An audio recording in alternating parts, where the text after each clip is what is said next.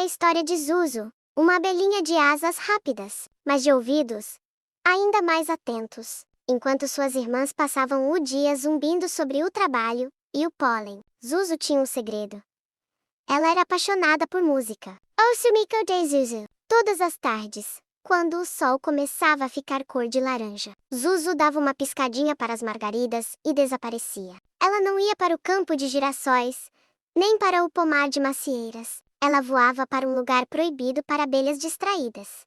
A floricultura do seu Juca. Ló, escondida atrás de um vaso de tulipas azuis, Zuzu ficava imóvel. Ela não queria o néctar, ela queria as notas. Seu Juca sempre ligava um rádio antigo, que tocava valsas suaves e canções de niná. Se as outras soubessem que as flores dançam melhor quando o piano toca, pensava Zuzu, balançando as antenas no ritmo da melodia. Investigação das amigas. Number Colmeia. A agitação era geral. Bibi e Tatá, as melhores amigas de Zuzu, estavam desconfiadas. Ela volta com pouco pólen nas patinhas, observa Bibi. E ela volta, cantarolando lá. Em vez de fazer zum, completou Tatá. Decididas a desvendar o mistério, as duas resolveram seguir Zuzu na tarde seguinte. Elas voaram baixo, escondendo-se atrás das folhas de bananeira, até chegarem à fachada colorida da floricultura.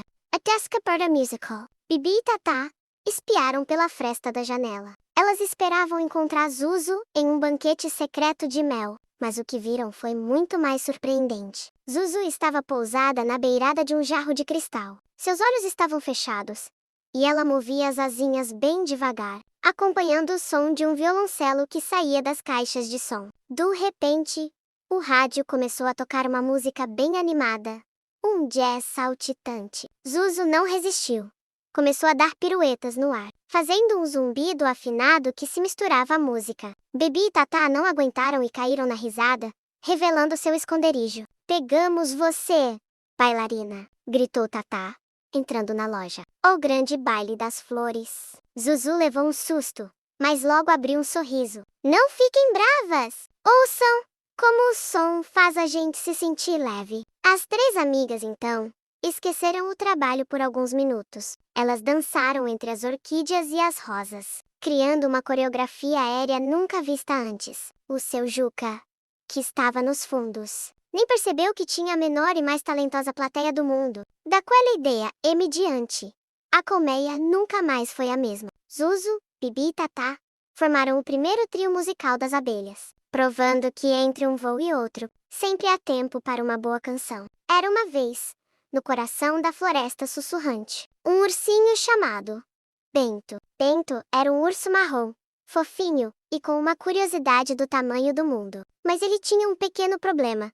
Era o urso mais impaciente da floresta. Enquanto os outros ursos sentavam calmamente para pescar, Bento pulava no rio e espalhava água para todo lado. Enquanto sua mãe explicava como encontrar as melhores amoras, ele já saía correndo atrás de uma borboleta colorida. O grande mistério da colmeia reluzente. Certa manhã, Bento acordou com a barriga roncando. Ele saiu da toca e, olhando para o topo do grande carvalho, viu algo extraordinário.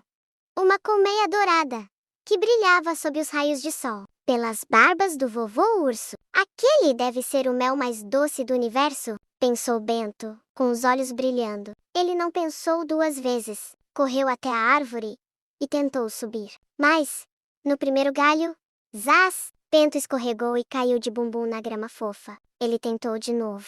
E de novo. Mas o tronco do grande carvalho era liso e muito alto para um ursinho tão pequeno. Bento sentou no chão, cruzou os braços e fez um bico enorme. 3 conselhos de 3 amigos. Olhando para cima, chateado, Bento logo recebeu a visita de alguns moradores da floresta. A esquilo Tatá olhou lá de cima e disse: Bento, para subir aqui você precisa planejar onde vai colocar cada patinha. Não adianta correr. 2. O pássaro Pipo pousou em seu ombro e cantou: Respire fundo, ursinho. O vento forte vai passar. É só esperar o momento certo. 3. A tartaruga Tuga passou devagarinho e sussurrou: O segredo do sucesso, meu jovem, é dar um passo calmo de cada vez. Bento suspirou. Ele não gostava de esperar, mas percebeu que sua pressa só o fazia cair. A escalada, paciente. Bento fechou os olhos, respirou o ar puro da floresta e acalmou o coração. Ele olhou para o tronco novamente, mas dessa vez com atenção. Passo 1. Viu uma fresta na casca da árvore e apoiou a pata direita. Passo 2. Esperou o vento forte soprar e, quando a árvore parou de balançar, subiu mais um pouco. Passo 3. Olhou para cima, escolheu o galho mais firme e segurou com força. Sem pressa, subindo devagarinho como a Dona Tuga e prestando atenção como a Tata. Bento foi subindo, subindo, até que finalmente alcançou o galho mais alto. Uma doce recompensa. Lá em cima, o cheiro de mel era maravilhoso. As abelhas, vendo que o ursinho tinha sido tão educado e paciente sem chacoalhar a colmeia deles, deixaram que ele pegasse um favo cheinho de mel. Bento desceu da árvore com o mesmo cuidado. Quando tocou o chão, dividiu o prêmio com Tata, Pipo e Tuga. O mel estava delicioso, mas Bento tinha descoberto algo ainda melhor. Algumas das coisas mais doces da vida precisam de tempo, paciência e um passo de cada vez para serem alcançadas.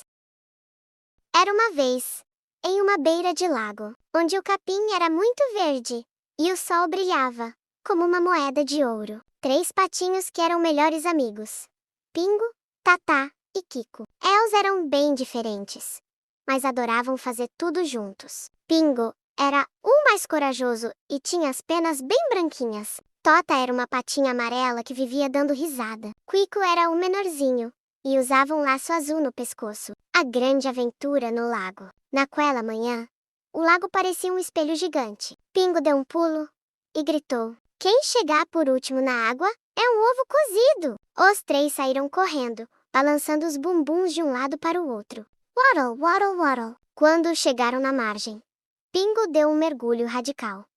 TCH e boom! Ele desapareceu por um segundo e voltou com uma folha de lótus na cabeça, parecendo um pirata da lagoa. Tata preferiu entrar devagarinho. Ela batia as patinhas na superfície, fazendo 1000 bolinhas de sabão naturais. "Olhem, estou fazendo música", dizia ela enquanto o som da água fazia ploque, ploque. Kiko, o menor, estava com um pouco de medo da água estar gelada. Ele colocou só a pontinha do bico, depois uma patinha. E então, incentivado pelos amigos, deu um salto certeiro. A brincadeira de siga o mestre. Dentro da água, a diversão não tinha fim. Eles brincaram de saiga o mestre.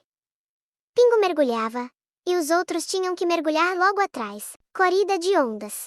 Eles batiam as asas bem rápido para ver quem criava a maior onda. Esconde-se. Kiko se escondia atrás dos juncos e só deixava o rabinho de fora. "A amizade é como a água do lago", disse Tatá, enquanto boiava de barriga para cima. "É fresquinha, nos abraça e nos faz flutuar."